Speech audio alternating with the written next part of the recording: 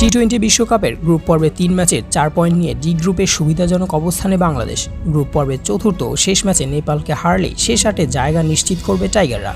তবে হারলেও সম্ভাবনা থাকবে, সেক্ষেত্রে নেট রান রেট ও নেদারল্যান্ডসের দিকে তাকিয়ে থাকতে হবে। চলতি বিশ্বকাপে 4টি গ্রুপে 5টি করে মোট 20টি দল খেলছে, সেখান থেকে প্রতিটি গ্রুপ থেকে 2টি করে মোট 8টি দল সুপার 8-এ খেলবে। তবে পরের পর্বের জন্য আগে থেকে 2টি করে দল বাছাই করে নাম A1 এবং A2 দিয়ে রেখেছিল আইসিসি। গ্রুপ ডি থেকে D1 হিসেবে দক্ষিণ আফ্রিকা এবং D2 হিসেবে শ্রীলঙ্কাকে ধরে রেখেছিল আইসিসি। ইতিমধ্যে শেষ 8-এ কোয়ালিফাই করেছে প্রোটিয়ারা। অন্যদিকে 1 ম্যাচ বাকি থাকতেই আসর থেকে ছিটকে গেছে লঙ্কানরা। তাই এই গ্রুপের বাকি দলটি হবে D2। তাই দৌড়ে সবচেয়ে এগিয়ে বাংলাদেশ। কাগজে কলমে ডাচদের সম্ভাবনা আছে। সুপার 8-এ 8টি দল থেকে ফের 2টি গ্রুপে ভাগ করা হবে, অর্থাৎ সুপার 8-এ উঠলে গ্রুপ এতে থাকবে বাংলাদেশ। সেক্ষেত্রে প্রতিপক্ষ হিসেবে ভারত, অস্ট্রেলিয়া ও আফগানিস্তানকে পাচ্ছে লাল